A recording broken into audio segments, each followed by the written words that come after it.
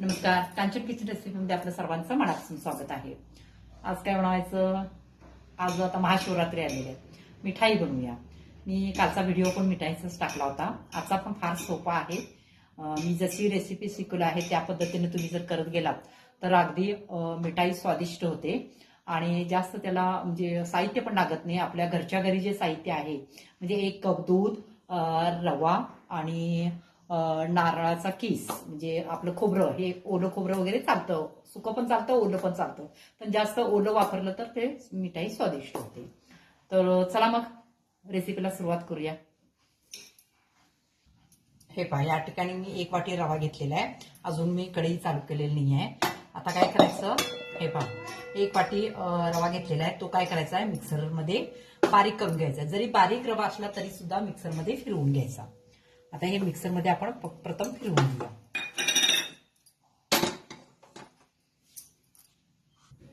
हे पहा, मिक्सरला मी अशी रवा बारीक करून घेतलेला आहे, पावडर करून घेतलेली आहे। ते जास्त पण बारीक होत नाही आहे, पण मिक्सरला फिरवायचं। बारीक रवा असला तरी सुद्धा मिक्सरला फिरवून घ्या। आता मी गॅस चालू केलेला आहे, कढई ठेवलेली आहे। आता याच्यावर काय करा, 2-3 चमचे तूप घालायचं। तूप तुम्ही जास्त घालू शकता, कमी सुद्धा करू शकता। मी या ठिकाणी 1-3 चमचे तूप घातलेले आहे। आता तूप चांगलं वितळलं की मग त्याच्यामध्ये हा बारीक केलेला रवा घालायचा आहे। तूप चांगलं गरम झालेलं आहे, आता गॅस मीडियम करायचा आणि त्याच्यामध्ये हा रवा घालायचा।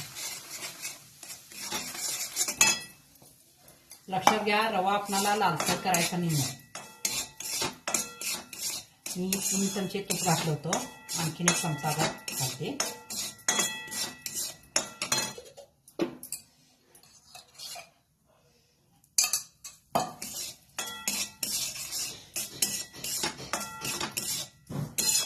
गॅस मीडियम ठेवूनच भाजायचा आहे, जास्त लालसर करायचं नाहीये।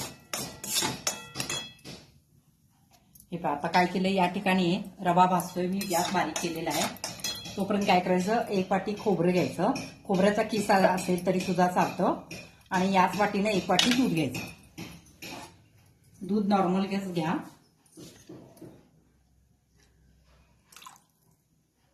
हे पहा, 1 वाटी दूध घेतलेलं आहे।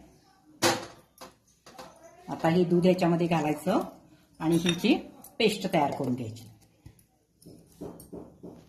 हे पहा, 5 ते 7 मिनिटं झालेले आहेत, आपल्याला जास्त लालसर करायचं नाही आहे।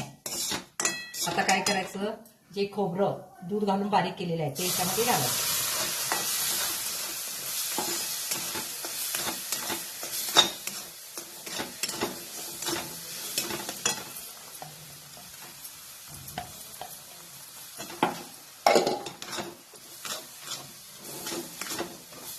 चांगलं हलवायचं। आता गॅस एकदम बारीक करायचा।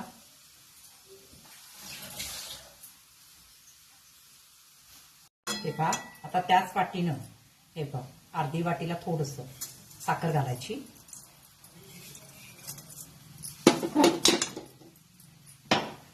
आणि टेस्टसाठी वेलची पावडर घालायची। आता हे चांगलं मिश्रण हलवून घ्यायचं।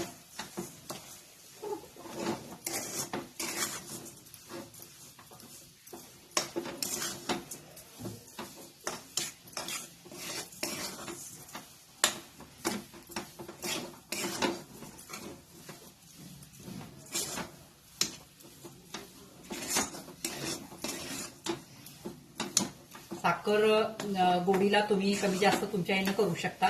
तुम्हाला जास्त गोड आवडत असेल तर पूर्ण 1 वाटी भरून घालू शकता, तुमच्या आवडीनुसार तुम्ही करू शकता।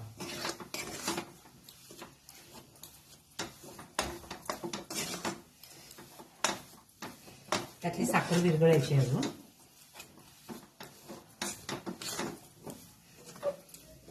एकदम गॅस बारीक केलेला आहे मी, हलवत राहायचं, खाली करपून देऊ नका।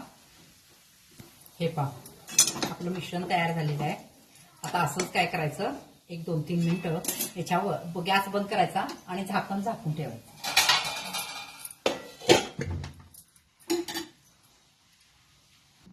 हे पहा गरम आहे, पण मी आता ह्यात काढलेलं आहे. आता काय करायचं, छोटे छोटे गोळे तुम्हाला जसे म्हणजे आवडतात त्या पद्धतीने घ्यायचं. हाताला तूप लावलेलं आहे मी, म्हणजे चिटकून म्हणून.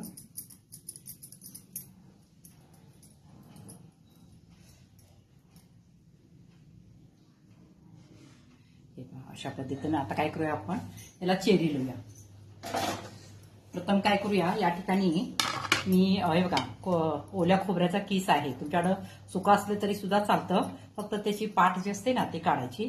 आता ह्याच्यामध्ये हे काय करायचं, हे काय म्हणजे याला आणखीन टेस्ट पण येते आणि दिसायला पण खूप छान दिसतं.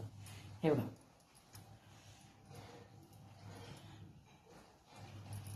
याला आपण काय करूया, चिरी लावू. तुम्ही काय काय ड्रायफ्रूट वगैरे काही लावू शकता. हे पहा अशा पद्धतीने ही मिठाई आता आपण तयार करायची आहे.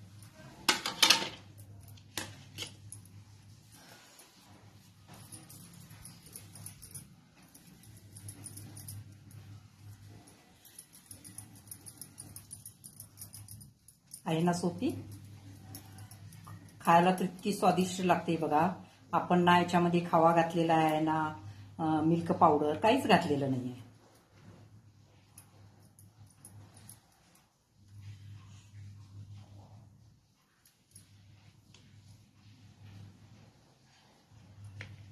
अशा पद्धतीने आता ही सगळी मिठाई आपण करून घेऊया.